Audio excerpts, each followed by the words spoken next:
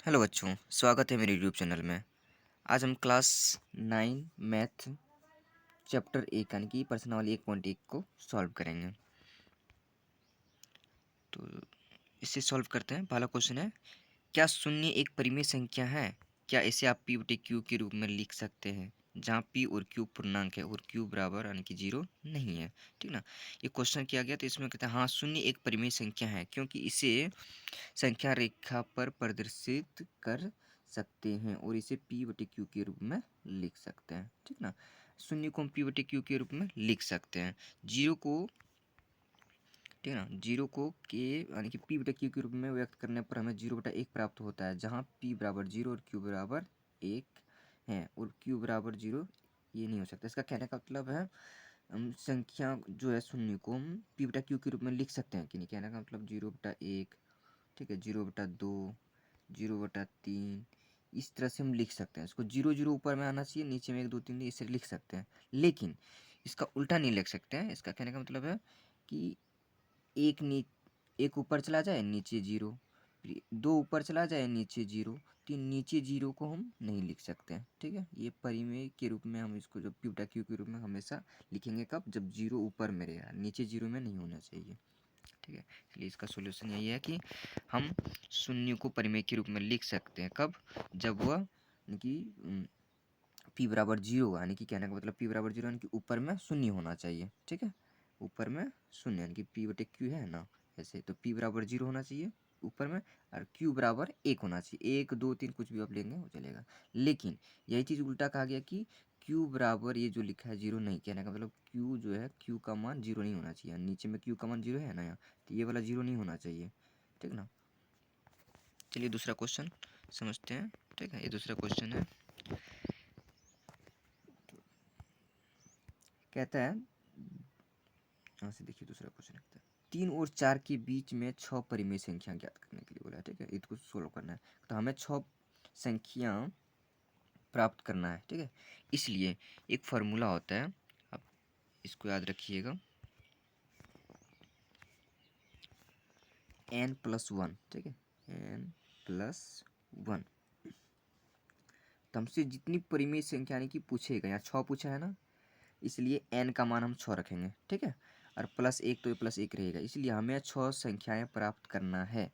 इसलिए हम क्या लिखे, 6+1 जो लिखे तो बराबर कितना होगा, 7 होगा। ठीक है, यानी कि फार्मूला है ना, n का मान यहाँ बिठाते 6 और प्लस यहाँ 1 तो है ही, तो कितना होता, 6 1 7 होता, इसलिए 7। ठीक, अब इसको बनाना कैसे है, आगे इसका और एक विधि। जैसे अब टोटल कितना 7 लाए हम, तो कितना पूछा, 3 और 4 के बीच में, इसलिए 3/1 लिखेंगे। ठीक है, और दूसरी संख्या क्या लिखेंगे, 4/1। ठीक, तो 3/1 जो लिखिए तो हम कितना लाए, 7 लाए टोटल, तो 7 को गुना करो। ठीक है, ये ऊपर के साथ गुना कर देना इसके साथ, और ये फिर नीचे के साथ भी गुना करेंगे, तो 7 का पहाड़ा पड़ेंगे 3 बार, 7×21 हो जाएगा। ठीक है, और नीचे में 7 का गुना 1 करेंगे 7 हो जाएगा, कितना हुआ 21/7। और फिर यहाँ 4/1 फिर लिखे है ना, 4/1 को भी कितना 7 से ही गुना करना है। ठीक है, तो 7 का पढ़ेंगे 4 बार, ये दोनों हो जाएगा 7 चौके 28, और 7 का पढ़ेंगे 1 बार 7 ही हो जाएगा। ठीक, तो 3 वाला देखिए 21/7 लाए और 4 वाला 28/7 लाए। ठीक है, अब जब हम इतना लाए इसको सॉल्व करने के बाद, तो इसको हम इस टाइप का लिख सकते हैं। क्या लाए, 21/7 लाए थे और एक दूसरा लाए थे 28/7। ठीक ना, तो इसकी बीच की परिमेय संख्या को लिखना है।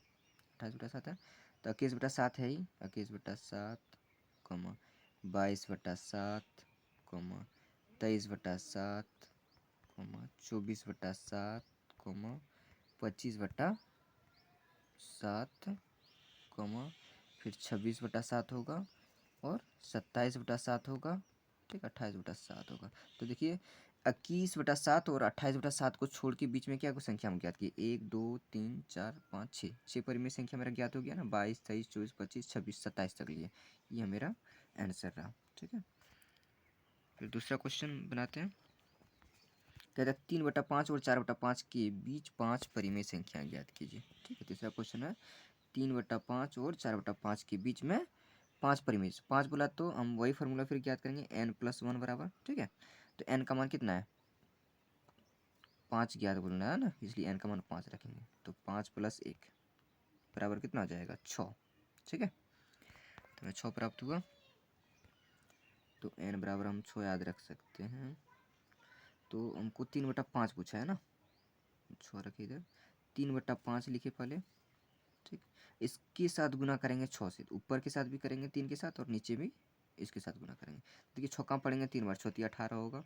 ठीक, 6 कहाँ पढ़ेंगे 5 बार, 6 पंचे 30। देखिए यहाँ 3/5 दिया है, नीचे में 5 दिया था इसलिए हम इसमें 1 नहीं लिए, वहाँ कुछ नहीं था संख्या इसलिए हम 1 लिए। ठीक है, तो 18/30 आया। अब देखिए 3/5 तो लिए था, अब के बाद 4/5 को फिर लिखिए आप, 4/5 लिखिए ऐसे। ठीक है, और इसके साथ फिर गुना क्या करेंगे 6, कितना करेंगे 6 गुना किए। अब देखिए 6 का पढ़ेंगे 4 बार, 6 चौके 24 हो जाएगा, और 6 का पढ़ेंगे 5 बार, 6 पंचे 30 हो जाएगा। तो देखिए मेरा 18 से स्टार्ट होगा और यहाँ 24 तक जाएगा। ठीक, तो हमको कितना ज्ञात करने बोला 5 परिमेय संख्या। ठीक है, तो 5 परिमेय संख्या हम ज्ञात करते हैं। कितना था मेरा 21 से। ठीक है, तो 21 बटा हो जाएगा मेरा, सॉरी 21/6 हो जाएगा, नहीं 21/30 लाए थे, 21/30 होगा, मिस्टेक होगा।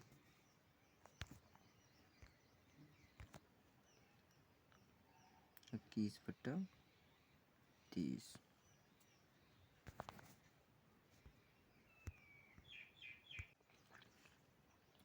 सॉरी 18/30 लाए थे, मिस्टेक हो गया। 18/30 और कितना लाए थे 24/30। ठीक है, तो इसके बीच में हमको ज्ञात करना है। तो 18/30 और 24 सॉरी मिस्टेक क्यों हो रहा है, 30 लिखे हैं। ठीक है, तो इसके बीच की परिमेय संख्या को लिखना है। 18 के बाद कितना आता है 19 आता है ना, इसलिए 19/30, फिर कमा 20/30, कमा फिर 21/30, 22/30। ठीक है, फिर 24/30 हो जाएगा। तो इसके बीच में 5 परिमेय संख्या मेरा ज्ञात होगा, लिख लीजिएगा, ये पूरा सॉल्व हो गया। तो दूसरा, अब अगला क्वेश्चन दिया है चौथा नंबर का। कहता है नीचे दिए गए कथन सत्य है या असत्य, कारण के साथ अपना उत्तर दीजिए। ठीक है, ये क्वेश्चन जो है 1 2 3, ये तीनों का आंसर आपको बताना है कि सत्य है या असत्य है, इसके साथ कारण भी बताने के लिए बोला है। तो पहला क्वेश्चन कहते हैं प्रत्येक प्राकृत संख्या एक पूर्ण संख्या होती है। तो देखिए आप प्राकृत संख्या और पूर्ण संख्या, भाज्य अभाज्य, ये सब एक अलग वीडियो बनाए हैं, आप उसको अच्छा से समझना चाहते हैं तो उसको देख लीजिए। फिर लेकिन प्राकृत संख्या को बताते हैं आपको। प्राकृत संख्या यानी कि हम लोग गिनती की संख्या को प्राकृत संख्या कहते हैं। 1 2 3 गिनती लिखते हैं ना, उसको हम प्राकृत संख्या बोलते हैं। ठीक है, और दूसरा क्या है पूर्ण संख्या, यानी कि गिनती की संख्या के आगे जब हम जीरो लगा देते हैं, यानी कि 1 से स्टार्ट होता है गिनती की संख्या, उसको बोलते हैं प्राकृत। लेकिन जब 1 के पहले जीरो लगा देते हैं वो हो जाता है पूर्ण संख्या। ठीक है, कई बार पूछता है सबसे छोटी पूर्ण संख्या क्या है, तो जीरो। प्राकृतिक संख्या भी पूछता है, तो इसका आंसर हम लिखते हैं। कहता है प्रत्येक प्राकृत संख्या एक पूर्ण संख्या होती है, ये सत्य है। ठीक है, क्योंकि पूर्ण संख्या में सभी प्राकृत संख्या आते हैं। कहने का मतलब प्राकृत संख्या क्या हो गया 1 2 3 4, ऐसे जितना आप ले जा सकते। ठीक है, अब पूर्ण संख्या क्या होता है, पूर्ण संख्या भी यही होता है 1 2 3 4 ही होता है, लेकिन इसके आगे क्या करता है सिर्फ जीरो लगा देते हैं। क्या होता है ये जीरो, पूर्ण संख्या जीरो से स्टार्ट होता है। देखिए अब जो प्राकृत संख्या था वही मेरा पूर्ण संख्या नहीं है। ठीक है, प्राकृत संख्या को हम पूर्ण संख्या बोल सकते हैं, लेकिन पूर्ण संख्या को प्राकृत नहीं बोल सकते क्योंकि पूर्ण जीरो से स्टार्ट होता है। ठीक है, दूसरा क्वेश्चन कहता है प्रत्येक पूर्णांक एक पूर्ण संख्या होती है। दूसरा क्वेश्चन कहता है प्रत्येक पूर्णांक एक पूर्ण संख्या होती है, असत्य। ठीक है, ये असत्य, प्रत्येक पूर्णांक संख्या पूर्ण नहीं होती है, क्योंकि पूर्णांक में ऋणात्मक पूर्णांक भी होते हैं, जबकि पूर्ण संख्या में कोई भी संख्या ऋणात्मक नहीं होती है। ठीक है, पूर्ण संख्या में कोई ऋणात्मक नहीं होता। कहने का मतलब पूर्ण संख्या हम जैसे 0 1 2 3 4 ये सब क्या है पूर्ण संख्या है। ठीक है, लेकिन इसमें कोई माइनस है नहीं, लेकिन पूर्णांक संख्या में माइनस आता है। पूर्णांक संख्या में क्या, जैसे मान लीजिए कोई लाइन में लिखे यहाँ 0, इधर 1 2 3 4, इधर जाएगा प्लस वाला, इधर जाएगा -1 -2 -3, इसको बोलते हैं हम लोग। इतना जो माइनस प्लस दोनों आता है ना इसमें पूर्णांक में, तो देखिए पूर्ण में क्या सिर्फ आ रहा है प्लस का चिन्ह है। ठीक है ना, इस जगह कुछ नहीं है तो प्लस का चिन्ह है, इसमें माइनस का चिन्ह कहीं नहीं आ रहा है, लेकिन पूर्णांक में माइनस का चिन्ह आता है, इसलिए यह सत्य हो गया।